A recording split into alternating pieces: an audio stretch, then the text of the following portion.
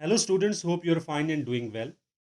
अब हमारे पिछले लेक्चर की कंटिन्यूटी है। आपने आपके पास 100 या आपके पास 50 80 जितना भी आपके पास डेटा था, जितने भी आपके पास रिस्पोंडेंट थे, आपने उनका डेटा लिया। डेटा लेके आपने उसको एसपीएसएस में एंटर कर लिया। एंटर करने के बाद जो हमारा नेक्स्ट स्टेप आता है वो आता है हमारे पास रिकॉर्डिंग का। रिकॉर्डिंग हम ज़्यादातर करते हैं एज की और इनकम की, इसलिए हम अपने रिस्पोंडेंट से उसकी एज जो है ना एज इट इज़ ही पूछते हैं और उसकी इनकम भी एज इट इज़ ही पूछते हैं। वो स्टैटिस्टिकली जब हम चीज़ों को अपने वेरिएबल्स की एसोसिएशन को फाइंड आउट करने की कोशिश करते हैं तो हमारे लिए बहुत ज़्यादा आसानी हो जाती है। इसलिए हम अपने वेरिएबल्स को रिकॉर्ड करते हैं और ये बहुत ही ज़्यादा इंपॉर्टेंट स्टेप है।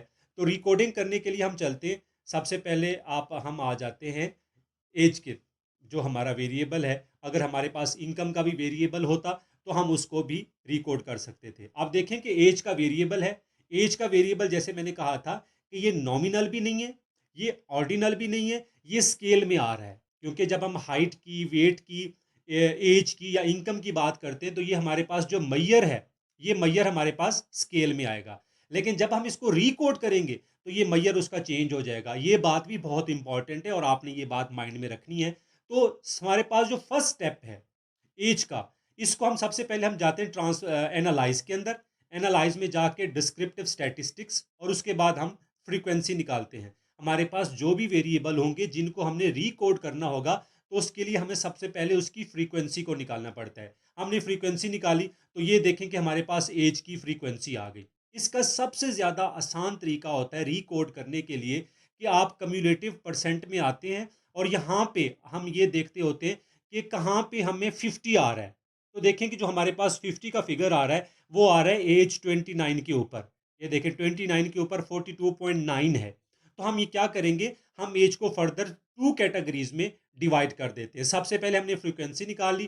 फ्रीक्वेंसी निकालने के बाद हम अपनी मेन जो हमारे पास फाइल है उसके ऊपर आ गए। इसमें हम देखेंगे डेटा व्यू है और वेरिएबल व्यू है। डेटा व्यू में मेरे पास 21 रिस्पोंडेंट थे जिनकी एज मैंने एज इट इज ही लिखी।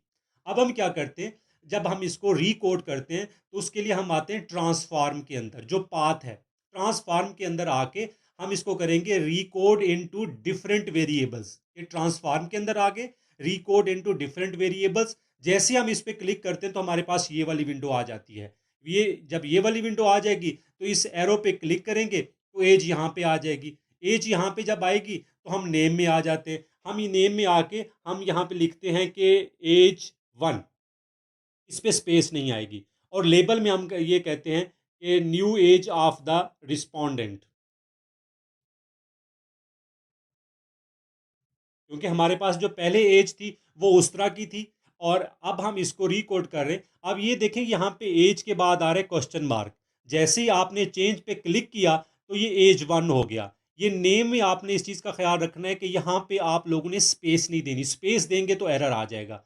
अब जो यहाँ पे क्वेश्चन मार्क था वो एज 1 में कन्वर्ट हो गया। उसके बाद हम आते हैं ओल्ड एंड न्यू वैल्यूज़ के अंदर।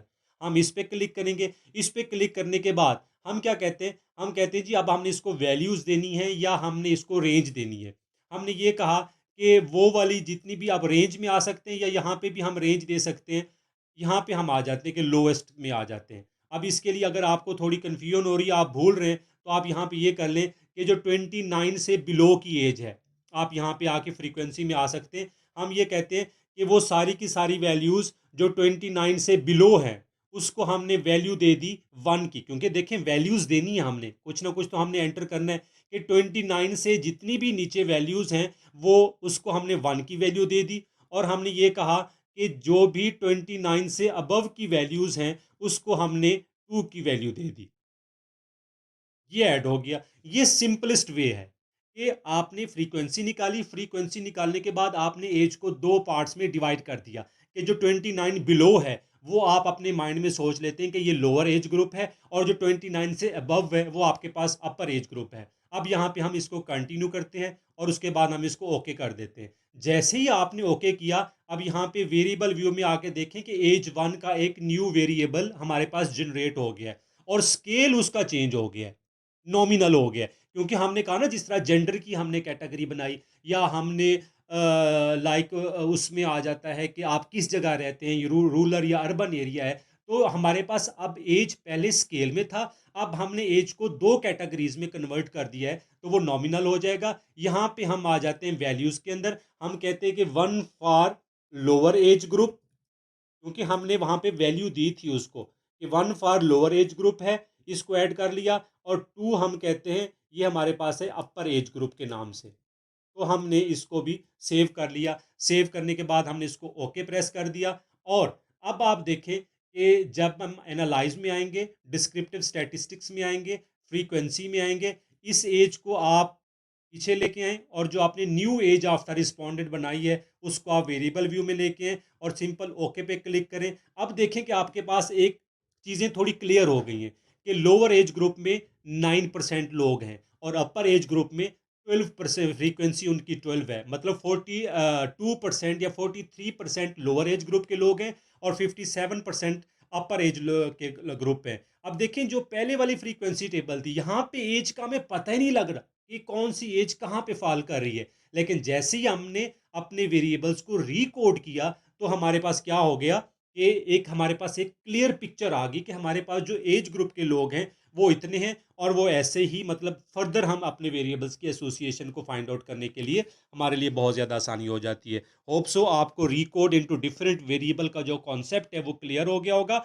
नेक्स्ट जो स्टेप है हमारे पास रिसर्च के हवाले से जो बहुत ज़्यादा इंपॉर्टेंट है वो हम नेक्स्ट लेक्चर में लेके आते हैं। Thank you so much, take care, Allah हाफिज़।